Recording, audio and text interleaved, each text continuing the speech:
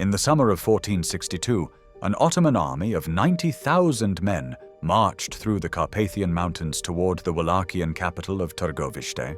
Sultan Mehmed II, the conqueror of Constantinople, led this massive force with absolute confidence. He had toppled the Byzantine Empire. He had crushed every enemy who dared oppose Ottoman expansion into Europe. But nothing, absolutely nothing, could have prepared him for what awaited in the forests outside that Romanian city. What Mehmed discovered there would haunt him for the rest of his life. It would become the most psychologically devastating military tactic in recorded history, and it would cement the legend of a man whose name still sends chills down spines 6 centuries later. This is the true story of Vlad III Dracula, the Impaler, and the day he created a forest of 20,000 human beings. To understand the monster, we must first understand the man. Vlad III Dracula was born in 1431 in the fortress town of Sighișoara, Transylvania. His very name carried the weight of destiny and darkness. Dracula meant son of the dragon, a reference to his father's membership in the Order of the Dragon, a Christian military society pledged to defend Europe against Ottoman expansion. But fate would twist this noble heritage into something far more sinister. In 1442, when Vlad was barely 11 years old, his world shattered. His father, desperate to maintain his throne, made a devil's bargain with the Ottoman Sultan. In exchange for military support, Vlad II surrendered his 2 youngest sons, Vlad and his brother Radu, as hostages to the Turkish court. For 5 years, young Vlad lived in captivity in the fortress of Erigos, high above the Turkish countryside. Here, in this stone prison, the future Impaler learned the art of psychological warfare. He witnessed Ottoman methods of torture and execution. He studied how fear could be weaponized more effectively than any sword or cannon. But the Ottomans made a fatal mistake. They believed they were creating a loyal subject. Instead, they were forging their most terrifying enemy. In 1447, devastating news reached the hostage princes. Their father and eldest brother had been murdered by Wallachian nobles. Buried alive in the marshes behind their own castle, the dragon was dead. His sons were free. But only one would seek vengeance. Vlad's path to power was written in blood from the very beginning. In 1456, at age 25, he reclaimed his father's throne through a combination of Hungarian support and sheer ruthlessness.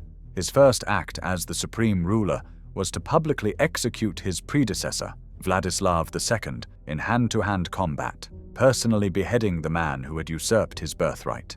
But Vlad's true genius lay not in conventional warfare, it lay in the systematic application of terror. The method that would make him infamous had ancient roots.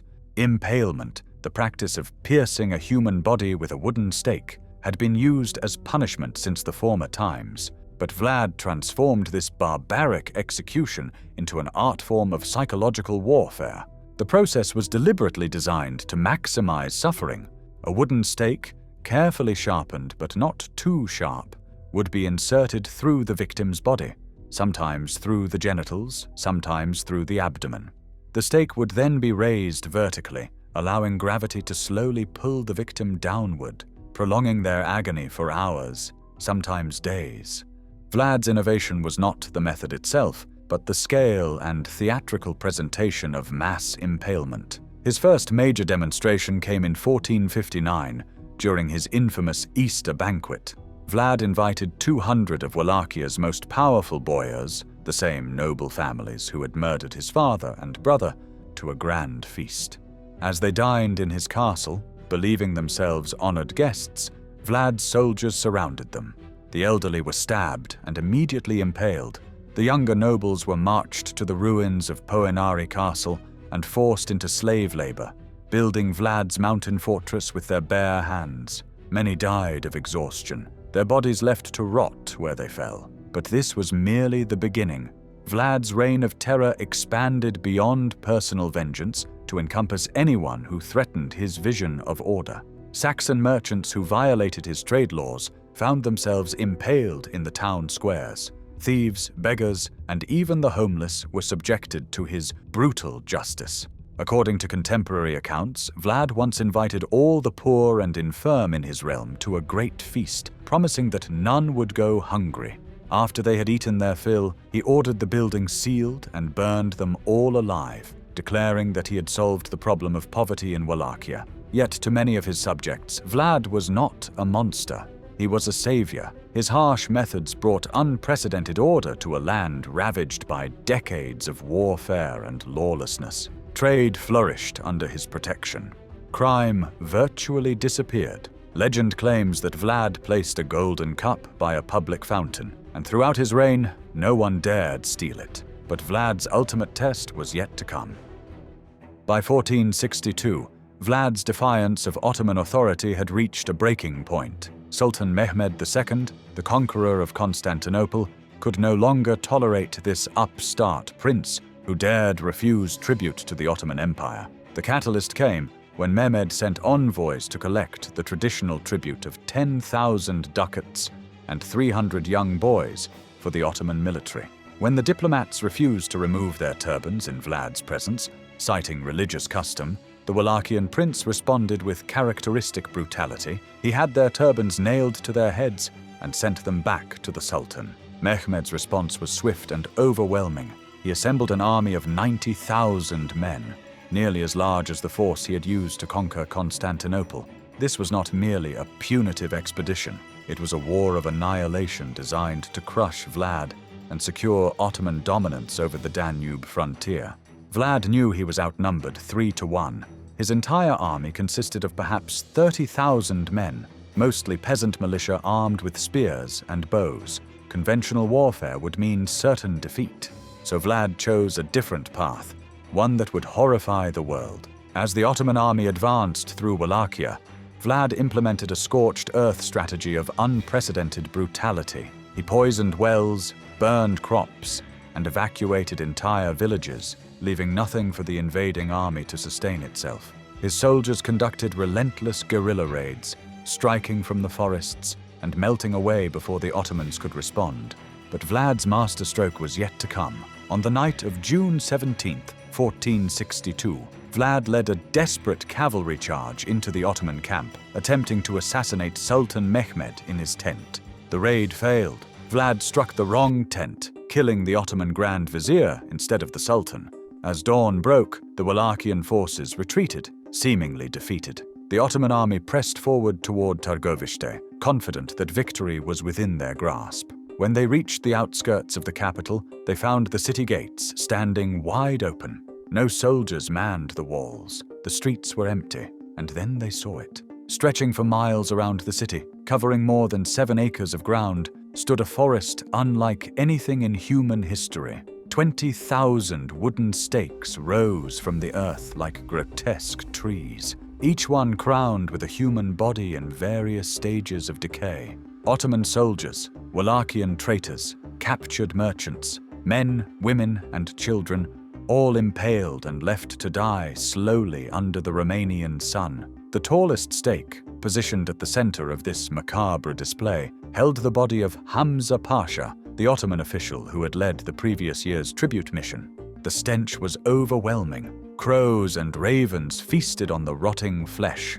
The sight was so terrifying that even the hardened Ottoman warriors, men who had witnessed the brutal siege of Constantinople, fell to their knees and vomited. Contemporary Greek historian Chalkokondyles recorded the Sultan's reaction. Mehmed was seized with amazement and said that it was not possible to deprive of his country a man who had done such great deeds, who had such a diabolical understanding of how to govern his realm and its people. The psychological impact was immediate and devastating. The Ottoman army, which had marched confidently through the Carpathian Mountains, now faced an enemy who seemed to transcend human understanding of warfare. This was not mere brutality. It was a calculated demonstration that Vlad would stop at nothing, spare no one, and employ any method to defend his homeland. Sultan Mehmed II, the conqueror of Constantinople, the man who had brought down the Byzantine Empire, turned his massive army around and retreated to Turkey.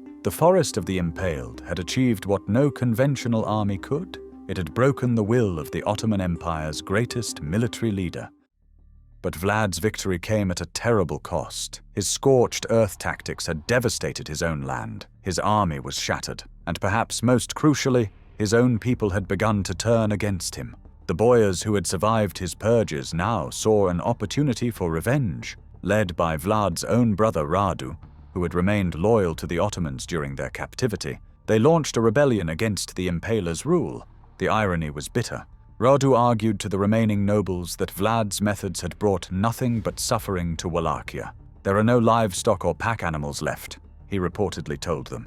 "You have suffered all these horrible things on account of my brother, and you ingratiate yourselves with a most unholy man who has brought such harm upon Wallachia, as we have not heard has been visited upon any other part of the earth."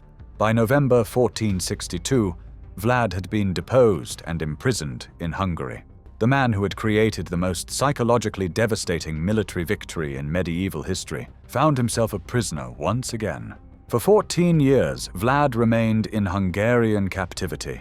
During this time, his legend grew. German pamphlets spread stories of his atrocities across Europe, often exaggerated but rooted in terrifying truth. These accounts would eventually inspire Bram Stoker's novel Dracula, transforming the historical prince into the immortal vampire of popular culture. In 1476, Vlad was finally released and briefly reclaimed his throne, but his return lasted only 2 months. In December of that year, he was killed in battle against Ottoman forces, his head severed and sent to Sultan Mehmed as a trophy. The Forest of the Impaled had given Vlad one of history's most shocking military victories, but it could not save him from the ultimate price of his own brutality. 6 centuries have passed since Vlad Dracula created his forest of 20,000 souls, yet the psychological impact of that horrific display continues to resonate through history. In Romania today, Vlad is remembered not as a monster, but as a national hero who defended Christian Europe against Ottoman expansion. Statues honor him in his birthplace of Sighișoara and at his presumed burial site at Snagov Monastery. To many Romanians, the Impaler represents the price of freedom, the terrible choices that must sometimes be made to preserve independence against overwhelming odds.